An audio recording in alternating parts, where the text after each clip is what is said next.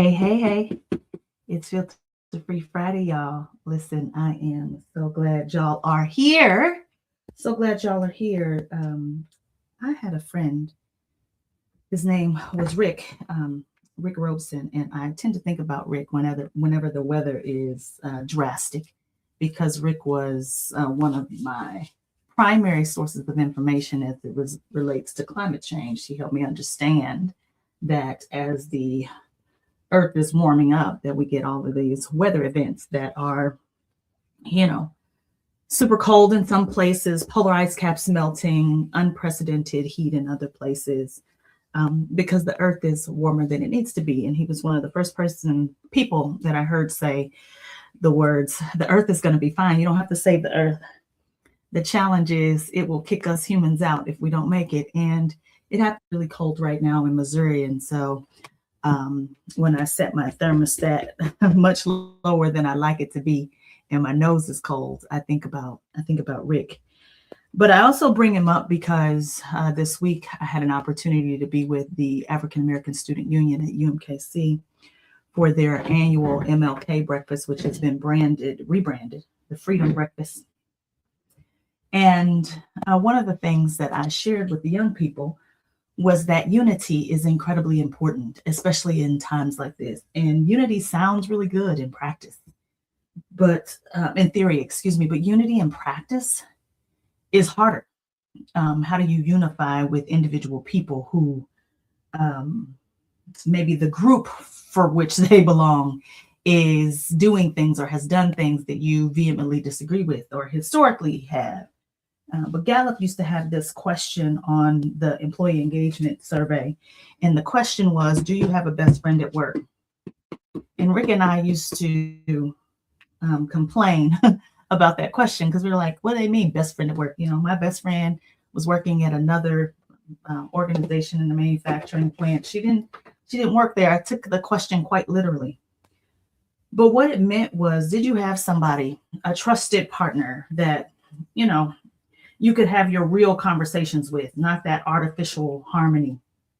And what I liked about Rick is that he was very well informed about all the isms in the world. When he died 4 years ago, he was 70 years old. So he had lived through a lot, but as a musician in a band and as a track star for his high school, he got a chance to be in drastically different environments all the time. And what I knew about him as a person, and this is the thing that I think is hardest for people to understand. At an institutional level, yeah, there are themes and there are patterns, and you need to be well aware of things like racism and sexism and all the things. But on an individual level, you really do have to look at people as people.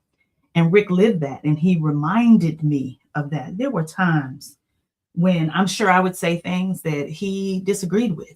And I'm sure that there were times when he would say things that I disagreed with. But in the end, we knew that if we were going to help save the environment, do our little share towards saving the environment, that we had to work together. He was my person.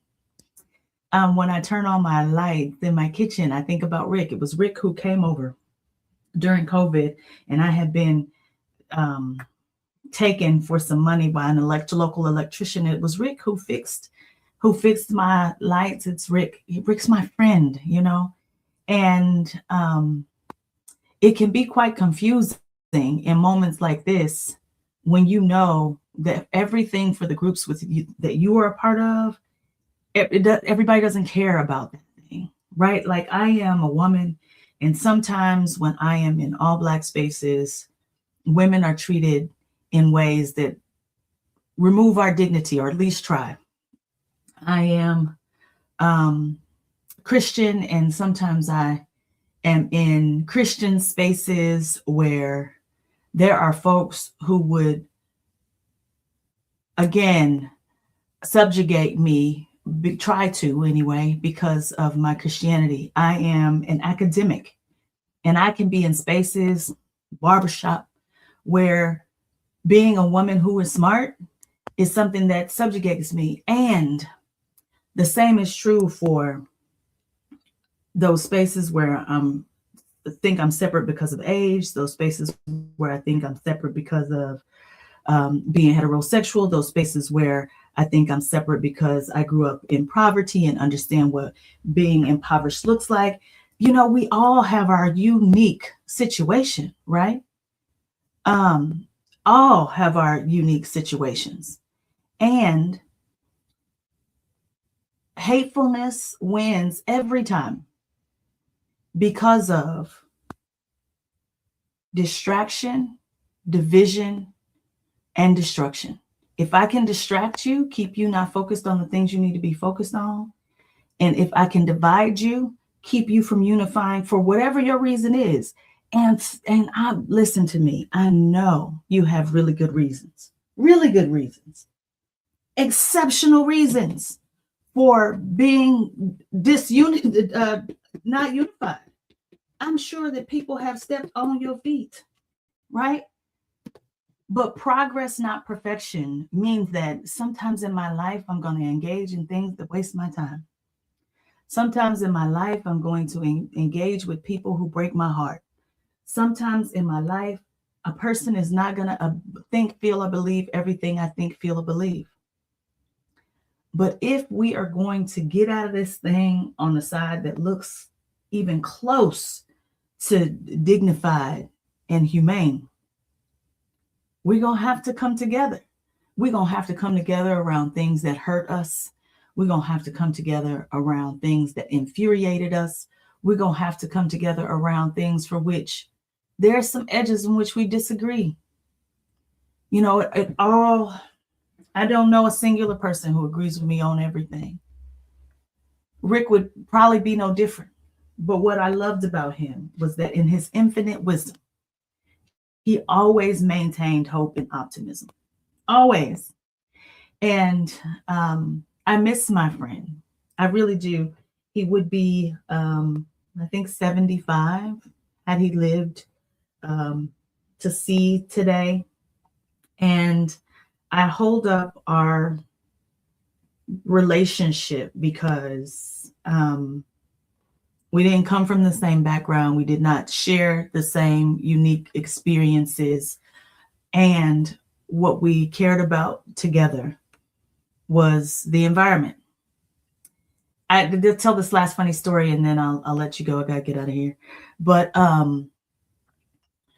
we went to this place called Shadow Cliff in Colorado, and we went on a walk. It was cold. It was snow outside.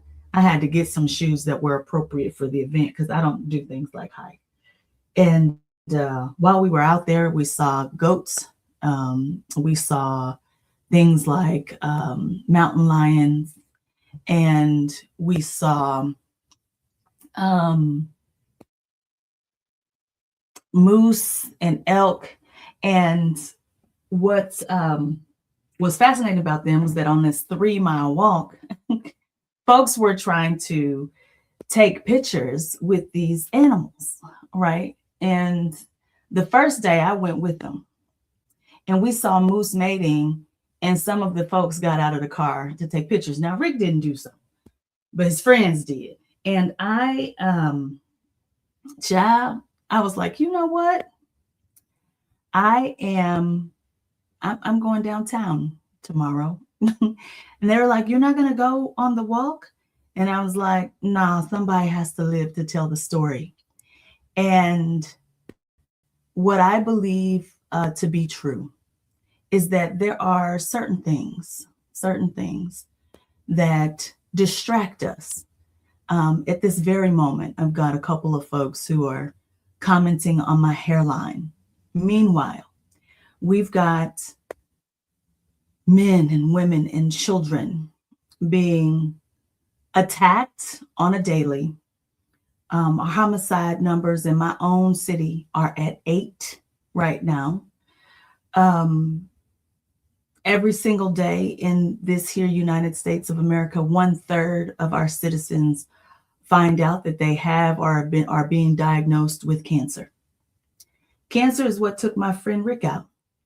And one of the questions that I left for the students at UMKC this week was, you can be distracted all you want.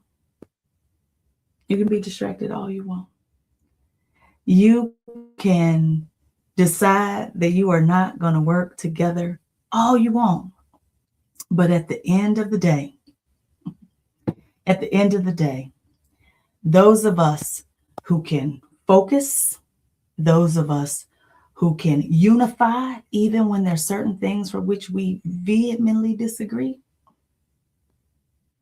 we're the ones that are going to save the heart of this nation. I believe we have a good 20% of us who are focused on that. I believe in Malcolm Gladwell's research that we only need another 6%, the tipping point, the critical mass at which things tip in favor of what we want them to be is 26%. And we choose to go to the hateful. Right now, it is incredibly difficult for me to ignore the ridiculousness that's showing up in my comment section from YouTube that's talking about my hair. If you know me any length of time, this is my forehead. My birth certificate father used to say, because my hair grows up to the sky, that I have the forehead of an African goddess. And when you're 7, you can be distracted by people who have these small little foreheads who suggest to you that that is how it should be. I have always been able to put my whole hand on my forehead.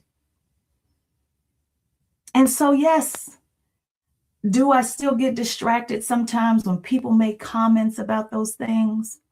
Sometimes. But in 2022, when I learned that my birth certificate father was not my father and my father was an 80-year-old man, my biological father was an 80-year-old man, then my forehead makes sense. Then I get to see the ethnicities from which it comes.